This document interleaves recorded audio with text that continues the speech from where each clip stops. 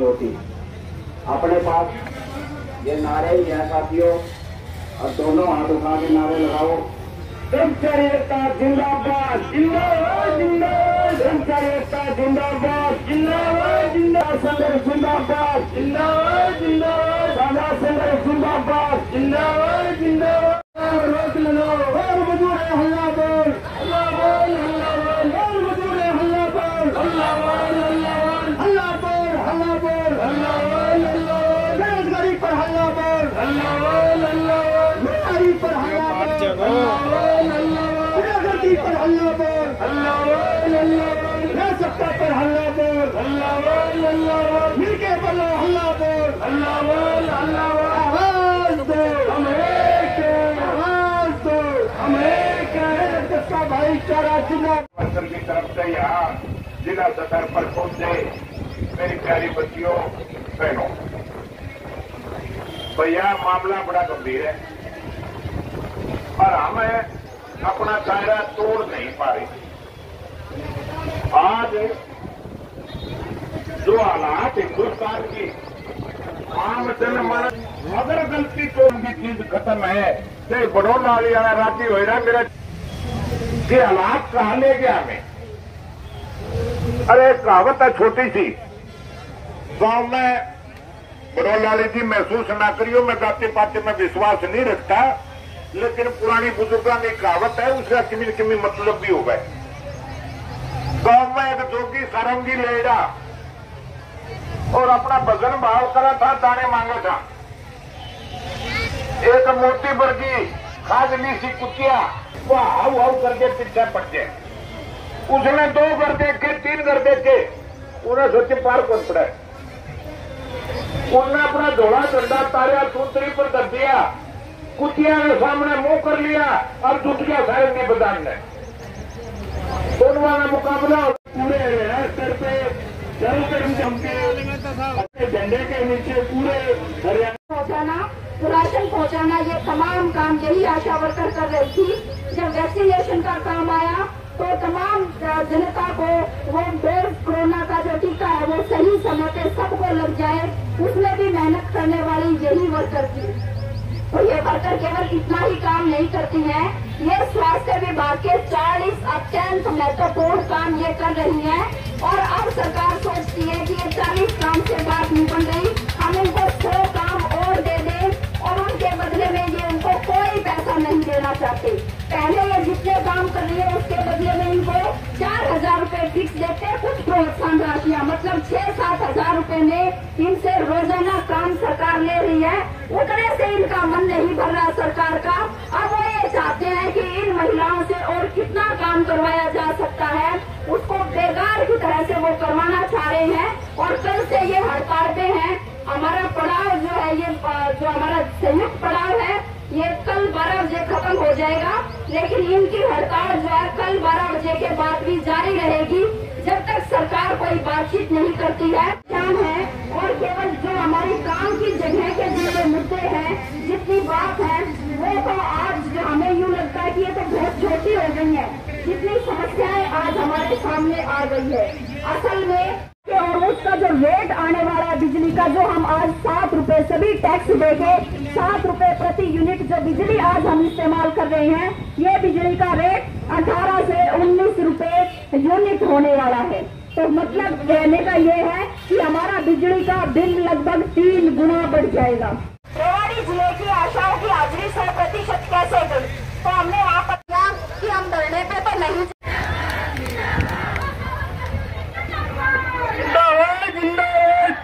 ये काबिले तारीफ है, इसके लिए साथियों मैं कह रही थी कि मिड डे मील आकर खाने से ही याद आती है। सबसे पहले आज के अध्यक्ष जी संचालन कर रहे साथी बेगराज जी, हमारी CITU के राज्य के महासचिव व राष्ट्रीय नेता साथी जयभगवान जी व सभी ट्रेड यूनियनों के नेता, आशा वर्कर बहनों, दिखाना और इस तरीके से लोगों के साथ संगठन से जो संगठन आपके हक की बात करता, आपके भविष्य की बात करता, हमें ये बात करनी पड़ेगी। इसके अलावा हमारे पास कोई रास्ता नहीं है। और संघर्ष के बगैर आप देखोगे देश के अंदर ईस्ट इंडिया कंपनी लूटने के लिए आई थी। देश के ऊपर काफी जो भी किस लिए, इसी धर्म के झंडे के नाम के ऊपर इन्होंने कहा कि ये लोग तो मंदिरों में घंटी बजा लोगे, इनके नाम से सब कुछ हो जाएगा। अभी इनका जो फैसला है, ये एक बात कहते हैं कि आप लोग इनके धार्मिक आयोजनों में चंदा दीजिए, आप इनके धार्मिक यात्राओं में इनका पैसा दीजिए, कावड़ लेके आओ, साला सरदा में भी पुर जा और कच्चे हो जाओ, दांत लगा ले, उसके ऊपर तो शिविर लगाते। और जब हमारे बच्चे रोजगार मांगते तो उस पर लाठियां चलाते। जब किसान अपनी फसल का भाव मांगता तो लाठियां चलाते हैं। मनरेगा का मजदूर अपना मनरेगा की मजदूरी मांगता तो लाठियां चलाते हैं। और तो जो हमारी सरकारें चुनी, हमने अभी थोड़े दिन पहले गांव की सरकारें चुनी, पंचायतें, वो पंचायत भी अपना हक मांगने के लिए गई तो लाठियां मारी उनको इस सरकार ने। इस गद्दार को, जो आजादी के गद्दार है ये, क्योंकि ये जो आरएसएस के लोग जिनको ये वीर सावरकर बोलते हैं, वो वीर नहीं था, वो गद्दार था। भीड़ के अंदर पकड़ा हुआ माफी मांग के बाहर आके ने जो आजादी के दीवाने थे, जो आजादी को दर्द थे, आजादी पाने के लिए अपनी जान कुर्बानियां जिन लोगों ने की, बहुत से लोगों को इन्होंने अपनी मुखबरी करके अंग्रेजों के हवाले करके वो मरवाए थे। इनको हम वीर नहीं कह सकते, ये माफी वीर जरूर है लेकिन वीर नहीं है। इसलिए शहीद आजम भगत सिंह, राजगुरु सुखदेव, बदरुद्दीन तैयब, ऐसे ऐसे जो महान अनगिनत जो देश के योद्धा देश में आजादी की लड़ाई लड़ी है, उस लड़ाई को, उस विरासत को, जो हमें बोलने की आजादी मिली, हमें पढ़ने की आजादी मिली, हमें बाबा साहेब जैसे संविधान के जो निर्माता रहे हैं, जिस संविधान के मुताबिक आज हम यहाँ पर अपना पंडाल लगा के बैठे हैं, वो अधिकार हमें मिला, शिक्षा का अधिकार हमें मिला। ये उस अधिकार को हमसे वंचित करना चाहते हैं। ये चाहते हैं कि शिक्षा का बहुवाकरण हो जाए, उसके अंदर हमें इतिहास की बजाय, हमारे आंदोलन के इतिहास की बजाय, देश की आजादी के इतिहास की बजाय हमारे सामने कुछ और बढ़ाया जाए, हमें दिमाग से गुलाम बना के, हमें दोबारा से इन जो है पूंजीपति लुटेरों के गुलाम बनाने की कोशिश सरकारें कर रही है। हम पूछना चाहते हैं इनसे कि आप लोग जो सरकार, जो महकमे हमारे हैं, ये कहते हैं कि घाटे में चलते हैं। घाटे में किस लिए चलते हैं उसके ऊपर इनका कोई जवाब नहीं है, लेकिन ये कहते हैं कि घाटे में चलते, कर्मचारी काम नहीं करते। कर्मचारी काम करते हैं। अभी हमने स्कूलों का दौरा किया था, बहुत से स्कूल ऐसे मिले हैं, प्राइमरी स्कूलों के अंदर खास करके, स्कूल में क्लास 5 है, टीचर 2 है, एक टीचर इनकी डाकनर है, एक मिड डे मील पर है, पढ़ावे कोई। ऐसे हालात के ऊपर, शिक्षा के ऊपर जो चाहिए टीचरों की भर्ती की जाए। पीएम, बहुत सारे महकमों के अंदर पीएम नहीं है, भाई भरते तुम 10वीं पास वाला में, उसके लिए बोला कंप्यूटर चाहिए, कंप्यूटर सिखा दे तो हम रोकते कौन है। लेकिन ये उलझाना चाहते हैं। और एक बीमारी और लेके आए अभी, फैमिली आईडी। पूरे देश में कहीं भी है फैमिली आईडी, हरियाणा में क्यों?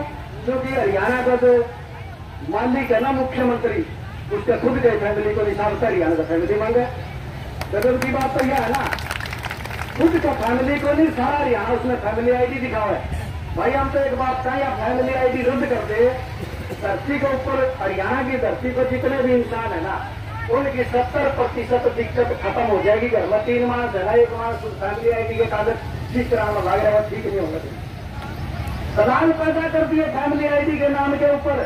इस दफ्तर के अंदर 6 महीने से 9 महीने से एप्लीकेशन डालनी है। खासकर के भवन निर्माण के मजदूरों के मेरा कंस्ट्रक्शन वर्कर करते, मैं 13 साल से मिस्त्री हूँ, 12 साल से मिस्त्री हूँ, मैंने इतनी बिल्डिंगें बना रखी है। और 2-4 वर्कर तो हमारे सामने ऐसे हैं जिन्होंने इस सेक्रेटरी बनाने में काम किया। उनकी फैमिली आईडी में कंस्ट्रक्शन वर्कर को नहीं रहा, और जिनकी फैमिली आईडी तो दुखी है ना, वो बाहर लिख रहे फैमिली आईडी दबा अंदर में दराल बाहर में पासे खड़े मिला केरला है, कंस्ट्रक्शन वर्कर ठीक नहीं हो रहा, 3000 लाख देंगे, दे तड़के हो जाएगा। 1 घंटे में उस दफ्तर में तो 9 महीने में कोई आया, और बाहर पासे तो दलाल बैठे हैं।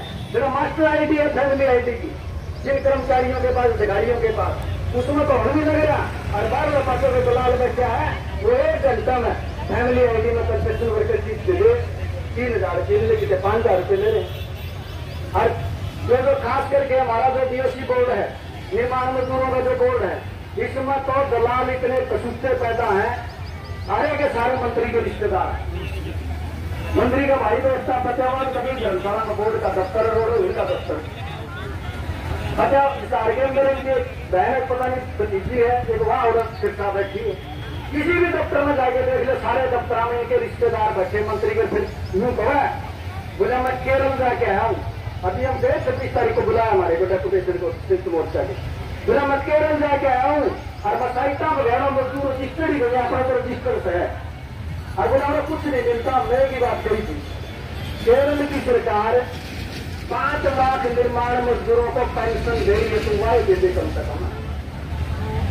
तेरा जितना तू बांटन लग रहा ना, उस पेंशन में सिमट लेगा, बाकी तो मिलने लग रहा है, उसके ऊपर चर्चा करने की बात नहीं है। उसके ऊपर तो सुनना टाना किसी करे कि बिना रजिस्टर नहीं है। और रजिस्ट्रेशन की बात बता दूं, 2014 से पहले हमारी ICTU मतलब हम काम कर रहे थे ठीक ढंग से, HMS के लोग की दीवानी वगैरह में काम कर रहे थे, रोड़ा नहीं आया करता, तो 2-4% जो हो भी जाया करता तो इससे ज्यादा नहीं था। सरकार का खुद का मानना है, भारतीय मजदूर संघ BMS की जो ट्रेड यूनियन थी उसका क्योंकि पहला खप्पे मारा करते ना, खप्पे मारा करते निर्माण मजदूर को यहाँ करते 90 दिन काम को ऊपर यूनियन के अधिकारी पदाधिकारी खप्पा मारा करते। वो जो डाटा था अनिंद फाइल खाई 42%, 2 फार्मा में था 42 फार्म है BMS के फर्जी वर्कर भर्ती करे टीम में। इसलिए करे थे वो, इसलिए करे थे कि यूं कह देंगे कि गलत वर्कर फर्जी भर्ती हो गए, 4000 करोड़ रुपये बेकार लेंगे।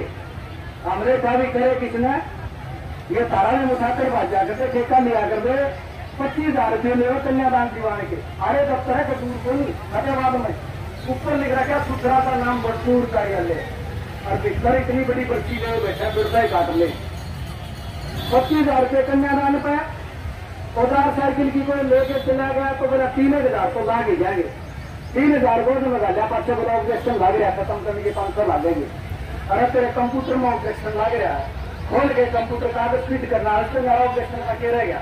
और मंत्री ने को बोला मैंने नाम दो, 150 मानसा के नाम दे के आए थे हम। CIT से मनोज हमारा साथी है, उसने कहा कि मेरे पास लिस्ट दे दी, 150 मानस है, बंदा पहले मरा है, काफी बाद में बनी है, और उसके अगले दिन उसने बेनिफिट मिल गया। अरे बंदे ने मेरे 6 दिन ले लिए, आई इनके कंप्यूटर में पड़ी है, उसको ऑब्जेक्शन ला रहा, क्या बोला 1 साल की वर्क स्लिप दे दे, बंदा ही मर गया, वर्क स्लिप कर तो देगा। फिर बोला मैं कार्रवाई करूंगा, हमने कहा डिप्टी डायरेक्टर पानीपत का, उसने डाल रखे पैसे पकड़ने, तेरा अधिकारी है, जितना जो बैठे आ रहा है इन दफ्तर में जो कर्मचारी बैठे हम जो का तू सफाई भर्ती कर दे, उनकी जिम्मेवारी होगी। सफाई कोई कर्मचारी है उसकी जिम्मेवारी होगी, तू काम करने लग रहा है, इसमें गड़बड़ पाओगी तो तेरे ऊपर तलवार आओगी। लेकिन भर्ती किस लिए कराके है तो सभी का डाले, उनके पाओ की जाओ उससे ना जाओ, अंडरस्टैंडिंग बड़ी जोर की है। भले इन मानसा ने शर्म नहीं आती कि जिसमें नौकरी मिलती है, तनख्वाह मिलती है, सबसे बड़े भिखारी वही है जो सीट पर बैठ के एक मजदूर से पैसा मांगे, उससे बड़ा कोई भिखारी नहीं है। और खास करके सत्ता में बीजेपी आने के बाद में ये कहते भ्रष्टाचार मुक्त करेंगे भारत को, भ्रष्टाचार दुगना बढ़ गया। पहले कन्यादान की फायदा मामले भी रहा था, थोड़ा थोड़ा रोड़ा आया करता ना, 5,000 में करवा दिया करके, ये वो 25,000 में चली गई, इन्हें के मानस बैठे। और फिर कुर्ता झाड़ के मुँह कहेंगे बोले हम ना मजदूर से पैसा नहीं लेते, मजदूर से पैसा नहीं लेते, रुपये ले होता, और रुपये भी सोच रही है तो लोग 2,000 नोट ले सोच रही है बंद होता, ये दे रहा हूँ।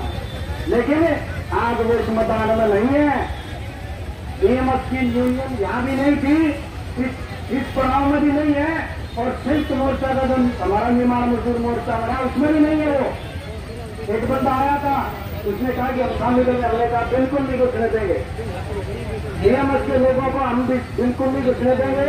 हम छाती छोड़ के कहते हैं कि हमें वहां पकड़ के बाहर काट देंगे भाई।